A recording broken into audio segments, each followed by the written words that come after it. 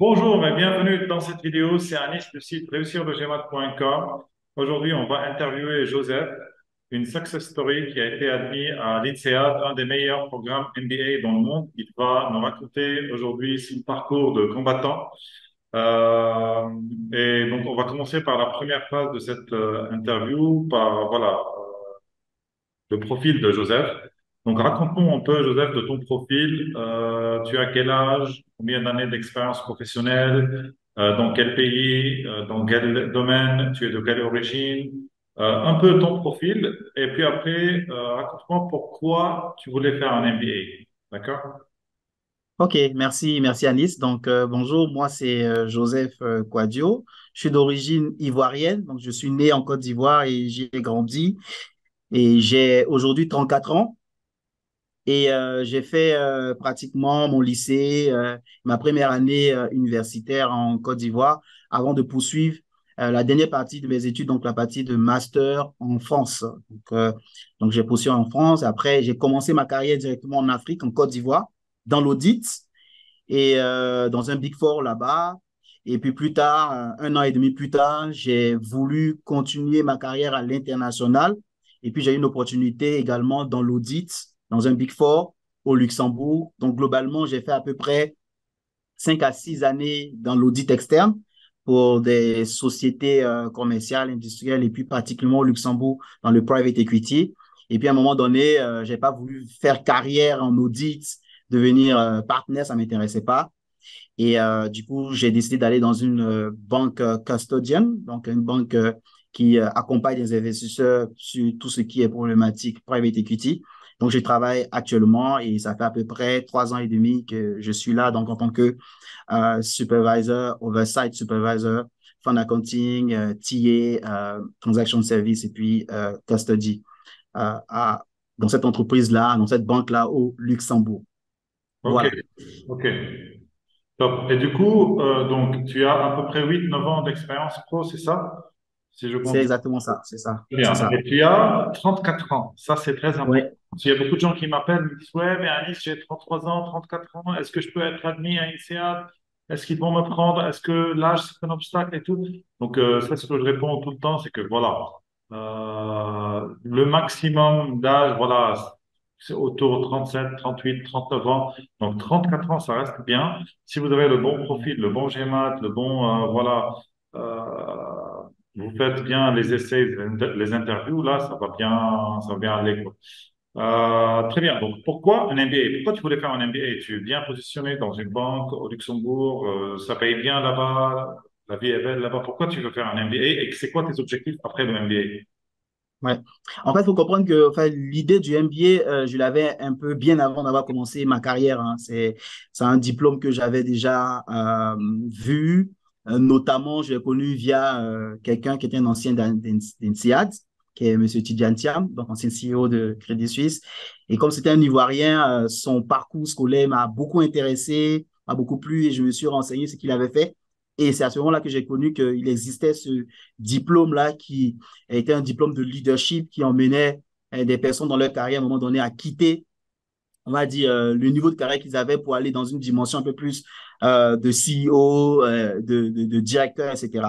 Et c'est ce que j'avais connu à peu près, voilà. Et puis au fur et à mesure de ma carrière, je n'étais pas encore sûr si c'était le bon moment. J'ai beaucoup hésité. J'y ai repensé à 3 ans en arrière. Et puis, j'ai encore hésité. Et puis là, récemment, après m'être marié, je me suis dit, écoutez, c'est peut-être le moment pour moi d'y repenser. Surtout qu'à un moment donné dans ma carrière, euh, euh, euh, je commence un peu à stagner. Donc, j'ai fait un peu le tour, ce qui est audit, comptabilité, finance, etc. Et j'ai commencé à stagner. Je commençais à me demander qu'est-ce que je dois faire, en fait, pour passer à un autre niveau de ma carrière. Et tout de suite, le MBA s'est présenté comme la solution idéale. Pourquoi? Parce que j'allais apprendre, j'allais accroître mon réseau. Non seulement j'allais grandir en termes de leadership, et puis ça allait me permettre aussi de changer de type de métier. Donc ça, c'est par rapport à mon projet futur post-MBA. Donc en gros, moi, mon but, c'est de travailler pour une institution internationale type IFC, donc la World Bank, etc. Et j'ai regardé un peu sur Internet, j'ai vu qu'il y a beaucoup d'étudiants, d'anciens, l'INSEAD. des MBA. Et ce genre d'entreprise et ce genre de banque, ils recrutent spécialement très souvent des MBA. Et alors, je me suis dit, c'est le bon moment, il faudrait que je me lance, voilà, pour préparer en tout cas mes candidatures. Ok. Voilà. Mais est-ce que ça fait du sens, du coup, pour toi de faire un MBA? Donc, par exemple, là, il faut payer 100 000 euros tuition fees. Il faut arrêter une année de travail. Donc, si tu perds pas seulement 100 000, tu es en train d'investir 100 000 euros, puis après, tu es en train de perdre une année de salaire. Donc, est-ce que ça vaut le coup pour toi? Comment tu as fait ces calculs-là? Je sais que tu fais beaucoup de calculs avant de prendre n'importe quelle décision dans ta carrière, mais Oui. raconte-moi un peu ce côté, parce que beaucoup de gens hésitent. Ils veulent faire un MBA, mais pas cher. Ils veulent pas faire un MBA parce qu'ils disent, ouais, ça coûte cher. Pour toi, comment tu voyais les choses? Ben, en fait, moi, je vois en deux dimensions. Il faut comprendre qu'en fait, j'ai décidé de faire un billet, mais pas n'importe quel MBA. J'ai décidé de faire un top MBA. Et ça, c'est ça qui fait toute la différence. Si vous prenez le profil de la plupart des gens qui ont fait des top MBA, vous allez voir que le retour sur investissement, il est largement plus important que si je demeurais à ma position actuelle.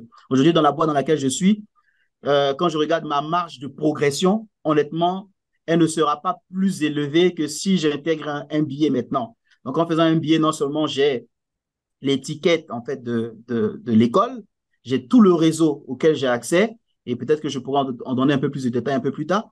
Même pendant les entretiens à INSEAD, ça a été magnifique.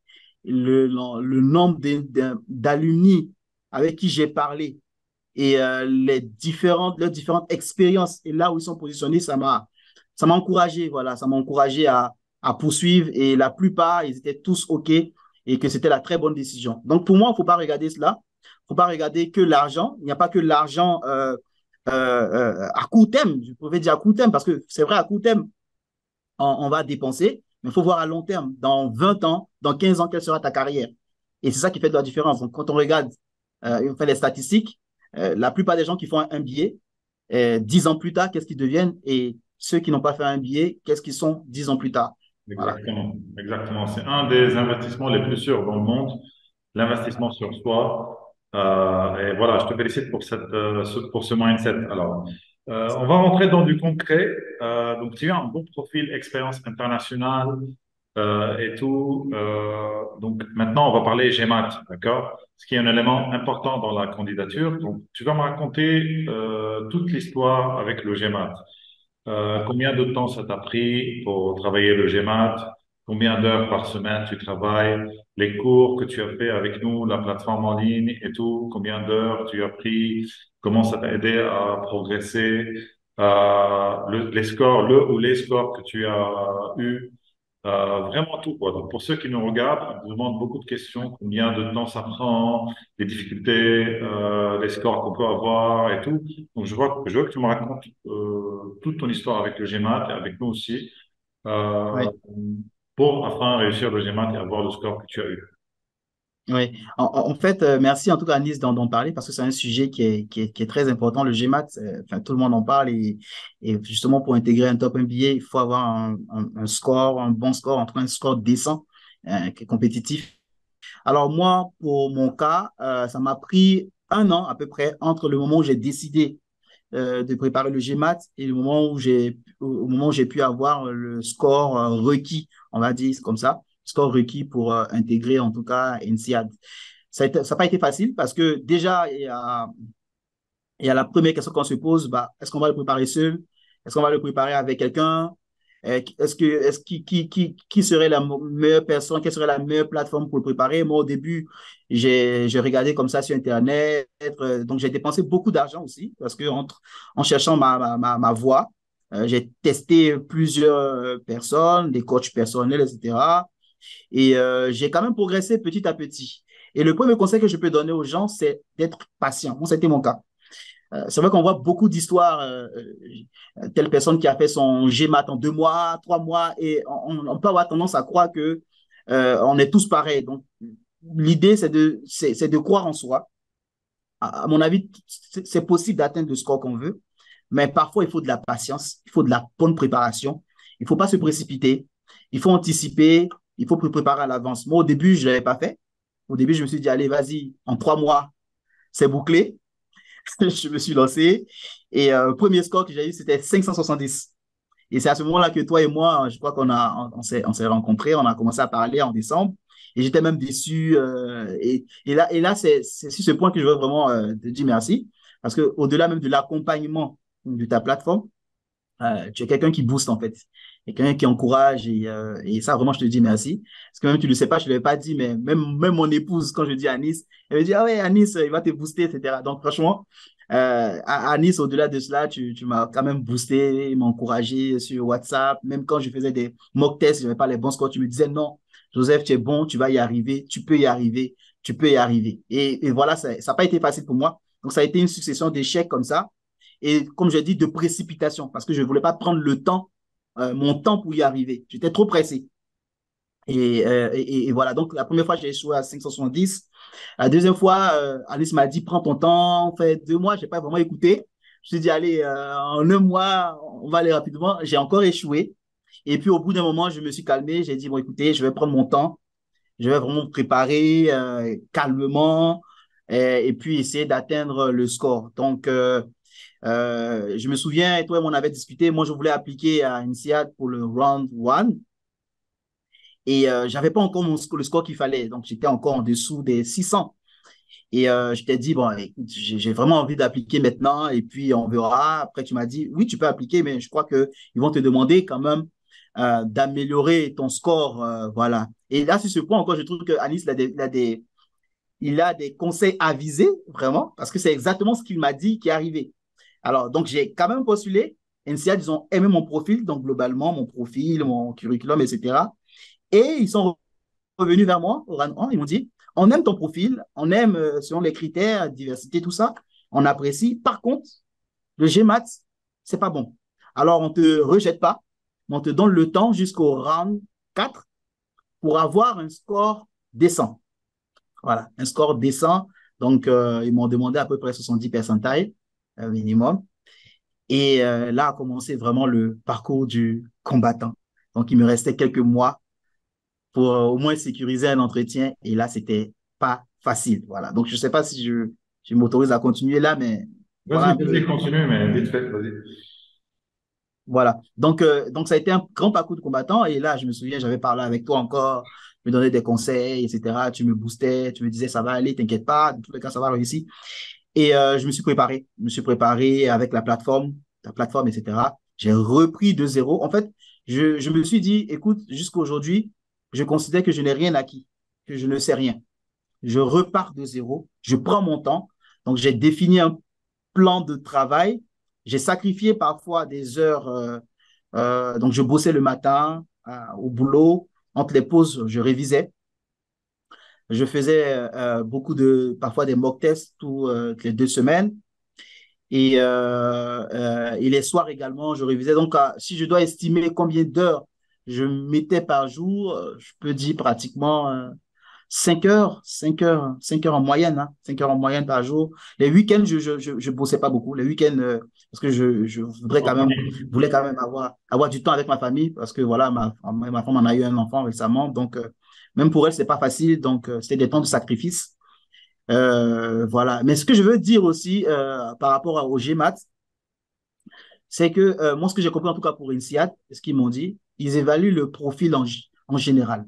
Le GMAT n'est pas seulement la seule composante qui te fait réussir en tout cas ton admission. Donc moi, j'étais trop focalisé à vouloir chercher un 750, un 780, et, alors que ce n'était pas forcément le but pour moi. Et tu m'avais dit, Joseph, c'est pas la peine d'aller chercher trop loin.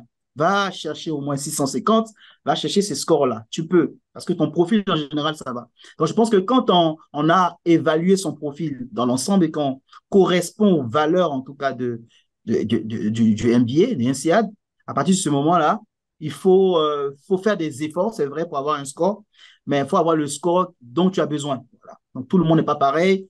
Je prends l'exemple parmi les candidats qui avaient appliqué, j'étais sur la plateforme du GMAT Club, etc. Tu avais beaucoup de candidats qui venaient d'Inde. Eux, la compétition là-bas, ça nécessite Ouais, justement d'avoir bien sûr, 750, etc. Donc, ils bien étaient sûr. dans cette compétition-là. Et moi, j'ai voulu rentrer dans cette compétition alors que je n'étais pas le target, on va dire. Et puis finalement, je me suis repris. Et puis, j'ai eu, avant-dernier score que j'ai fait, j'ai eu 600. J'ai eu 600 et puis j'ai fait un autre effort. Un mois plus tard, j'ai repassé et j'ai eu effectivement 650. Et à ce moment-là, INSEAD m'a dit, c'est bon, tu peux passer aux entretiens. Ouais. En Voilà. fait, ce que je voulais dire ici, pourquoi j'ai insisté à ce que tu refasses et tu refasses le GMAT, parce qu'à chaque fois que je vois avec les profs, je fais un point avec les profs, il y a les profs qui me disent, mais Joseph, il est très bien, quoi. Joseph, il est très bien. J'ai entendu ça du prof d'anglais, du prof de maths. Ils me disent, bah, il mérite 700, il mérite 700. Ils étaient sûrs que tu peux y arriver, que tu peux faire le score. Et c'est pour ça que moi, j'ai insisté beaucoup à ce que tu refasses, tu refasses, tu refasses. Mais parfois, il y a le stress de l'examen, il y a pas mal de Ouais. paramètres qui peuvent influencer le score. Mais je suis persuadé que si tu persistes encore, tu peux avoir Bien sûr. 100. Mais voilà, c'est pas grave. Tu as l'admission INSEAD et c'est ça ce qui est le plus important et je te félicite. Vraiment un parcours de combattant inspirant. Ouais. Il y a beaucoup de gens qui lâchent l'affaire au bout d'un mois ou deux et voilà, toi, tu as persévéré malgré voilà, la famille, les enfants et le job aussi. Donc, je te félicite pour ça. Alors, on va bouger maintenant pour parler essays, interviews et tout ça. Donc, parlons un peu des essais, d'accord? Donc, on a aussi travaillé ensemble avec notre consultante sur des essais. Donc, il y a 2000 mots à peu près des essais à rédiger. Je veux que tu me parles aussi de cette phase et je veux que tu me donnes des conseils que tu peux donner aux gens qui me regardent sur cette partie-là. Ouais. OK. Honnêtement, donc du coup, pour la phase des essais, là, sur ce point, c'est encore toi, hein, ton équipe, et surtout, je tiens à remercier Abir qui m'a accompagné et qui a été vraiment là. Donc, en gros, ce que j'ai apprécié, en fait, dans l'approche au niveau des essais, c'est qu'au début, je ne savais pas par où, par quoi commencer. Voilà, honnêtement, je ne savais pas par quoi commencer. Est-ce qu'il fallait prendre un template? Est-ce qu'il fallait, de quoi il fallait parler? Et tout de suite, dans ton équipe, vous avez déjà les questions. Moi, j'ai apprécié ça. J'avais même pas eu accès à la plateforme déjà INSEAD, que j'avais déjà accès à toutes les questions qui seraient posées en fait sur la plateforme. Donc, on a préparé, enfin, on va dire la candidature même dans son ensemble sous forme de Word en fait. Et elle m'a envoyé les questions. Elle m'a demandé, on a fait un premier entretien. Elle m'a posé les questions comme ça pour me connaître. Et elle m'a demandé de vraiment réfléchir sur ma personnalité et de donner les réponses qui étaient vraiment de moi. Voilà. Donc, en fait, l'idée par rapport aux essais, c'est d'être honnête, d'être soi-même. Voilà. D'être soi-même, d'être soi-même. Et ça a été vraiment très, très, très, très déterminant. Je ne sais pas si on me suit parce que j'ai l'impression que la connexion a coupé. Non, c'est bon, c'est Ça bon. va? OK. OK. Donc, c'est d'être soi-même. Et ça, c'est ce que j'ai découvert avec ton équipe, en fait. Donc, du coup, parce que moi, à la base, je me disais, avant, honnêtement, avant d'appliquer, je me disais, bon, c'est tellement les gens qui font les essais, ils exagèrent. Tout le monde exagère dans ce qu'il va dire, parce que tout le monde veut avoir une meilleure présentation, tout le monde veut être bien vu, etc. Mais c'est l'erreur à ne pas commettre. C'est d'être soi-même. Voilà. Et en étant soi-même, ton équipe, voilà, donc la consultante, elle m'a accompagné à faire sortir le meilleur de ma personnalité. Donc déjà, être honnête par rapport à qui je suis, ce que je fais, et à partir de ce moment, on arrivait à sortir des clés et j'étais impressionné parce qu'à chaque fois qu'on l'écrivait, je découvrais en fait des choses auxquelles je ne pensais pas. Voilà. Sans rentrer dans les détails voilà, de ce que j'ai écrit, je découvrais en fait des personnalités, des choses que je ne pensais même pas à rajouter en fait dans mes essais en fait. Et du coup, ça a été très, très, très, très utile, très bénéfique. Alors, donc, on a eu la phase de pré-draft. Donc, j'ai drafté moi-même. Elle m'a envoyé quand même des templates. Elle m'a aidé, elle m'a guidé. Elle m'a dit pour la première question, voilà les idées qu'il faut mettre en avant. Et ça, c'est très utile. Ça c'est pour moi, ça a été le point vraiment très important. Parce que, en fait, quand tu vois les questions, les différentes questions, je prends le cas de INSEAD, tu peux avoir tendance à croire qu'il y a des questions qui se répètent ou qui se ressemblent. Donc, c'est totalement faux. Derrière chaque question, l'admission committee il cherche à avoir une information particulière. Et ça, ton équipe m'a aidé à identifier directement ce qu'il faut mettre et ce qu'il ne faut pas mettre. Et ça a été très utile pour moi, ça m'a permis d'aller à l'essentiel. Et puis, une fois que j'ai pré-drafté, elle a revu, on a corrigé les fautes, on en a reparlé, etc. Et puis, je crois, la revue une ou deux fois. Et puis, la troisième fois, c'était bon. et j'ai pu rentrer les essais dans la plateforme de la candidature. Et également, elle m'a accompagné pour la phase de la vidéo. Il faut savoir qu'avec INSEAD, tu as l'interview qui ira vidéo. Donc, elle m'a aidé. Franchement, c'était magnifique avec toutes les questions. On a testé toute forme de questions ensemble. On a fait un entretien live sur la posture. On a préparé tout ça. Et au final, je suis allé et je crois, il y a une ou deux questions on avait déjà préparées ensemble qui est sortie. Donc, c'était, pour moi, j'étais préparé, quoi. J'avais déjà mes points. Parce que ce type de vidéo, d'interview, là, t'as pas beaucoup de temps pour réfléchir. Voilà. Il faut les préparer en avance. Voilà. Parce que, en 30 secondes, en 45 secondes, tu n'as pas le temps pour prouver tes idées et tu peux rater. Et Bien justement, sûr. sur ce point, euh, quand NCAD était revenu vers moi après le round one, voilà, et que j'ai discuté avec eux pour savoir un peu quel est le score que je devais avoir, etc. Et la dame, elle m'a dit, honnêtement, parce que l'un des points faibles que j'avais, c'était au niveau du verbal. Elle m'a dit, on ne doute pas de ton verbal. Pourquoi? Parce qu'on a regardé ta vidéo et on a apprécié la vidéo. Et là, j'ai dit, ouais, je me suis dit, bah, ouais, Ça c'était a bien vraiment marché. utile. Ouais, ouais, ça a bien Donc, marché. voilà, Ouais. ils ont apprécié la vidéo et du coup, ils n'ont pas eu de doute, en fait, mais mon potentiel verbal, ils m'ont juste dit, augmente ton score. Donc, ça m'a aidé, en tout cas, à montrer le côté English aussi. Voilà. Et puis, finalement, quand j'ai été accepté pour l'entretien final avec les alumni, elle m'a encore aidé, m'a encore accompagné. Donc, on a préparé, je sais pas, tonnes de questions, réponses, tout type de questions qui pouvaient se poser. Et finalement, ça m'a également été encore utile pendant l'entretien. Certaines questions sont revenues et j'étais préparé, quoi. Ça se sentait. Donc, pendant l'entretien alumni, je me souviens le dernier que j'ai fait, honnêtement, à Nice, le mec, il m'a dit à la fin, il m'a dit, tu es un candidat idéal. Et il m'a dit Ah honnêtement, ouais. ah oui, il m'a dit ça à la fin. Il m'a dit, honnêtement, pour moi, tu es le candidat idéal. Direct. Donc, je savais tout de suite un peu son feedback, ce qu'il allait donner. Tu vois. Et tout cela, ça a été possible parce que j'étais préparé. Toutes les questions qu'il avait pour moi, je les avais revues avec Abi. Donc, j'étais déjà préparé, j'avais les réponses là. J'étais au tic au tac, quoi. Ah Et bon. ça enlevait aussi le stress, en fait. Ça te mettait à l'aise, ça te permettait de pouvoir échanger. Et puis surtout, un élément ça m'a vraiment aidé pour la préparation des entretiens avec l'alumni, c'est la question pourquoi INSEAD? Ah oui. Pourquoi INSEAD? Waouh, frère, ça c'est. Au début, je me disais c'est peut-être facile à répondre, mais finalement, tu te rends compte que elle m'a aidé à donner des éléments distinctifs. Parce qu'il y a des réponses classiques que tout le monde va donner. Il faut arriver à sortir des éléments distinctifs avec des preuves, avec des choses concrètes que tu as pu faire. Donc, elle m'a aidé à sortir des points spécifiques qui me distinguaient des autres.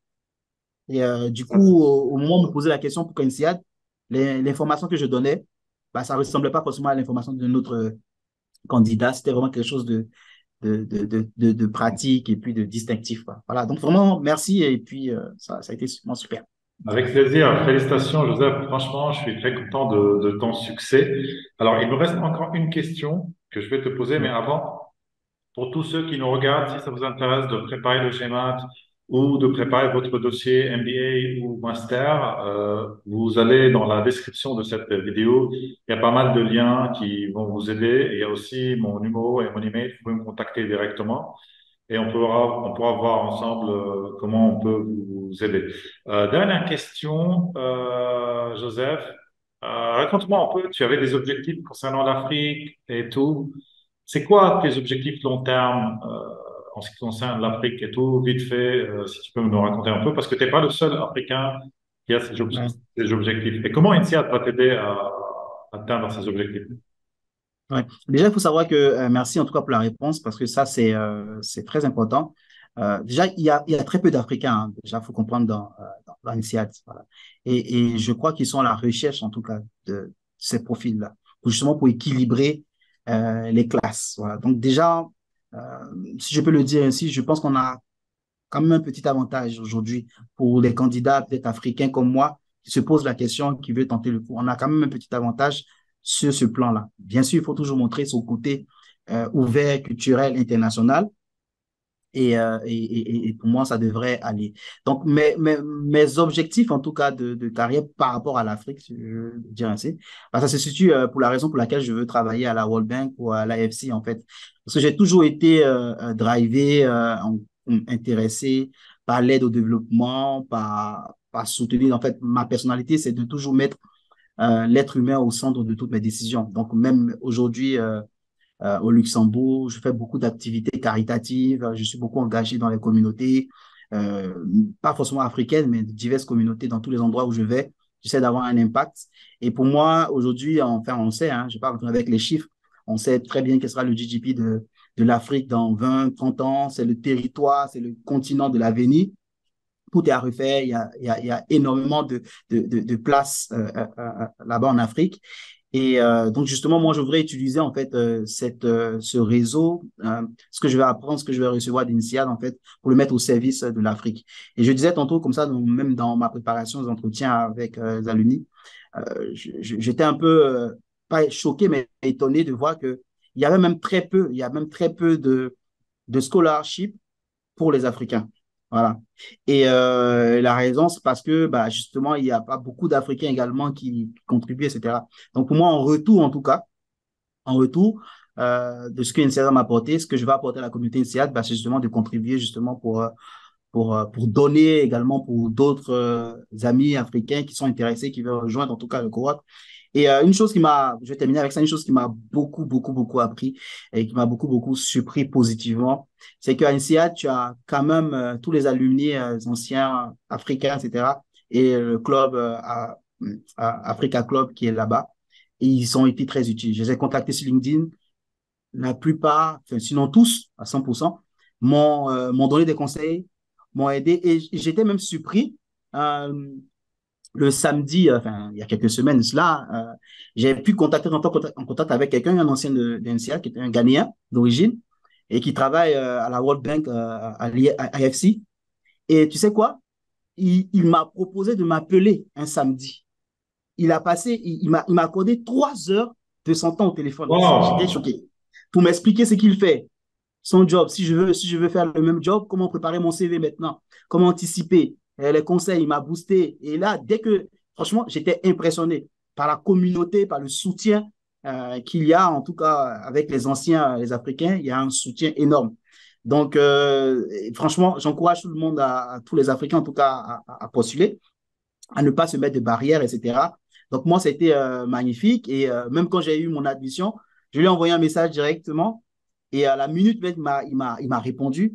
Et la première question que je lui ai posée, je lui ai dit, écoute, est-ce que tu as le CV que tu as utilisé pour avoir le poste que tu as eu, puisque je suis intéressé par cela, est-ce que tu peux me l'envoyer? Me l'envoyer à la minute qui suit. Voilà.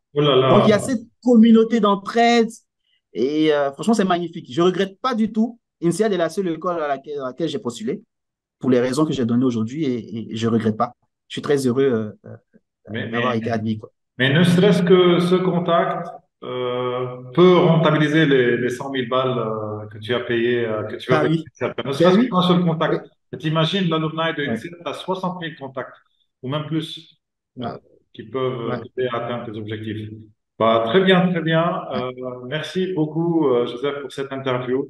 Franchement, ça fait plaisir de voir ton succès. Et Merci. voilà, merci beaucoup d'être là aujourd'hui. Et je te souhaite une bonne continuation. Et sur ce, je te Merci. dis au revoir et à bientôt dans une autre Au vidéo. revoir. Au revoir. Au revoir.